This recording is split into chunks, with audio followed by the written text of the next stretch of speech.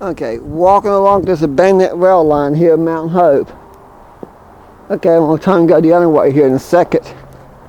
It's more exciting that way because I'm going to try to film an area I haven't filmed much lately.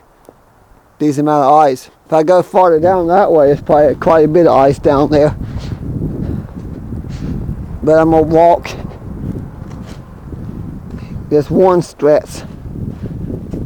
Don't walk much lately. Well, actually, I have walked a lot the past. I don't know. I'm a little okay. Got a little tongue tangle trying to figure out what I was going to say. One thing, then got confused what I was going to say. Feels good out here, despite the fact it's only in the low 30s. I wanted to say it's only 30 degrees, but and it didn't get above freezing. But I think it did get above freezing. The snow seems to be melting pretty good everywhere.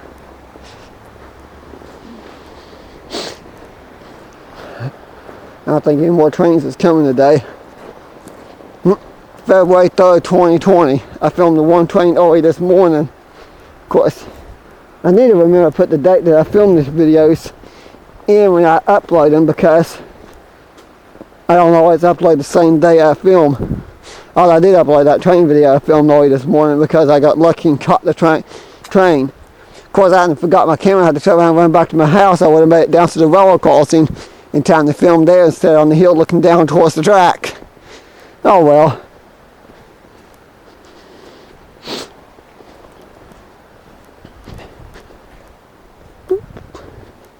Let's see what this is about. Yeah, I thought somebody was staying in there again. They may be, but they're not there now. Part of the Mill Creek spur. Here in a minute I'll be I'm along the banks of Mill Creek, about to be back along the banks of Dumbluke Creek. And there is what a water tower is. I see old photos. I know a guy has an old photo of a steam engine sitting there in sitting there in this young man that's like, could have been maybe his early 20s. He told me that's his dad in the picture. I don't know what year the picture was taken. I forget what year the picture was taken. I want to say 1925, but I can't remember for sure. I know it was in the 1920s, and the old man that sold me the picture said that's his dad in the picture. The young man that's in the picture in the 1920s. Of course, I think I saw him pictures in his early to mid 80s right now. So he's lived a long life. Snowdrift. I don't remember that water tank. It's been going so long as I can remember. Old railroad call box. I remember using the key that my sister gave me to get this open. Probably first time in decades it had been open. When I was a kid in grade school, the train still came through here. Of course, they didn't use the call box. They didn't need to. There weren't any trains that went up the Dumbluke Creek branch line beyond this point. They came down the Mill Creek spur, and sometimes they switched cars, but in the small rail yard here. But any cars that switched in the small rail yard were bound for the Mill Creek spur. So, and now all the trains come out the Dumbluke Creek branch line to Sugar Creek Junction. They all at Sugar Creek Junction go up to Pax on the Sugar Creek spur. I filmed a minute ago and got a little tongue tangle. Dumbluke Creek over here.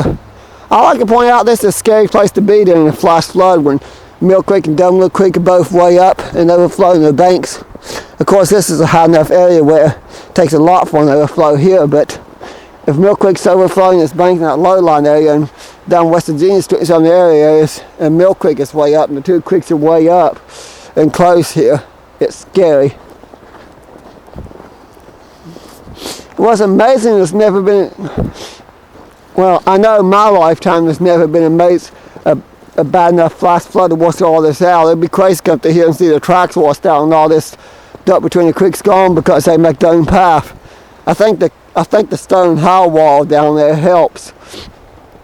I don't know if there's ever been any floods like that in the past that's done that or not.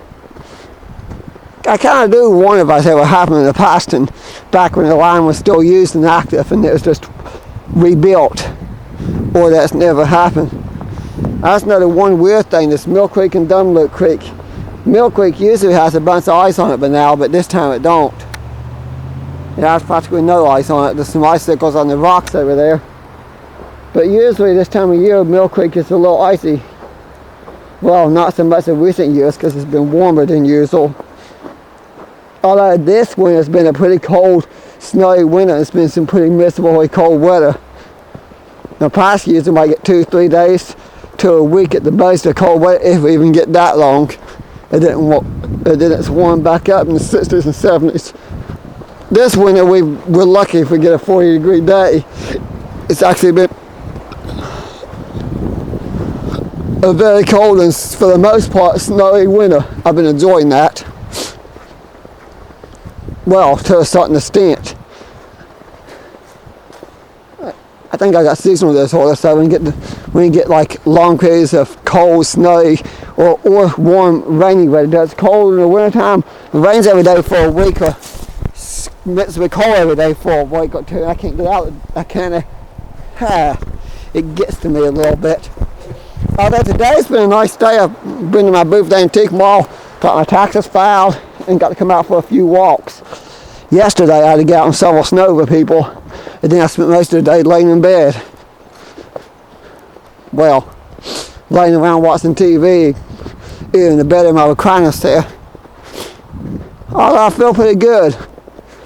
Don't think I got the coronavirus like some people thought. I got the sniffles. I can smell everything, I can taste everything. Everything tastes fine, everything smells fine.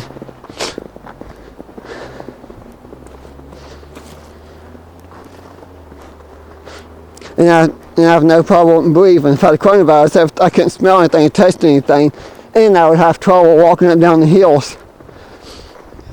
So I don't think I got that. Can't say I wasn't worried for a couple of days there, because Saturday and Sunday I felt pretty crappy.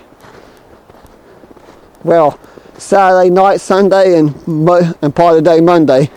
By Monday evening I was feeling perfectly fine again. Tuesday and Wednesday, because today's Wednesday, February 3rd, 2021. Caught myself. I was going to say January 3rd when it's February 3rd. Dumb Luke Creek. Now there's some nice ice there. Very icy. Very icy rocks.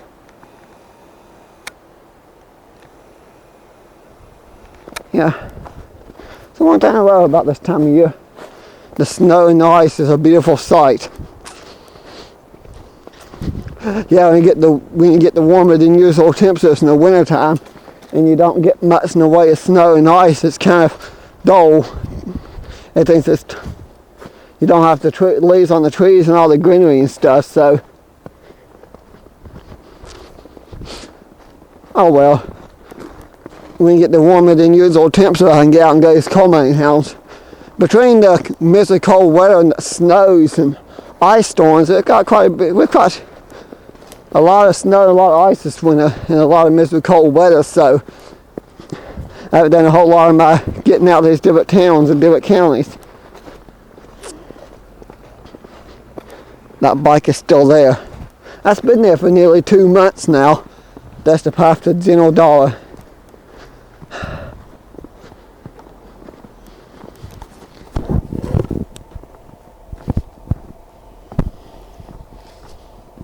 I'm going to point out where the rail diamond used to be. And a few other spots along the track here. Circle Creek Junction, while the trains move to Dumb Luke Creek branch line, got the Circle Creek spur.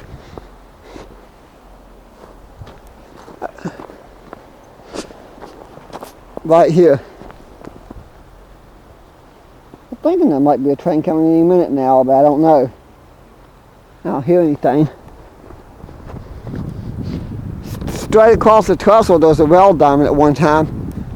Got the Glenzine Canal line, the White Oak Railway across it. So there's a connector track. They did that connected up here. The actual trestle where the White Oak Railway passed over the Glenzine Canal kept going up around the curve. But then you had the crossover, the rail diamond in the crossover where it connected. It's kind of funny the way it's set up. You have the spur track that connect just around the curve connected, and there so the trains can go up there, up towards Pax or whatever. Then you have the diamond that was a crossover that connected in the buses. Well, in the little busy wooded area there, and it connected. both railroad companies used that rail yard. I think there's a small rail yard here too. There's like 3 or 4 tracks over there, so I think there's 2 mini rail yards here. Actually, there's 3 rail yards here before my time. There's that one there that was pulled up in the early 1980s. That one over there that I just came out, that I walked in, is still there. And then around the curve, there's another rail yard just around the curve here. 2 of the 3 rail yards have been gone for a while now. 1 is still there but not used. The one just around the curve, I think that's been gone since the 1950s. It went, but this, I point out the trestle here. I'm just trying to point some of these old rail lines. It's cold as being there's the railroad bridge. That concrete bridge is where the junction 6 used to be, where the tracks used to connect.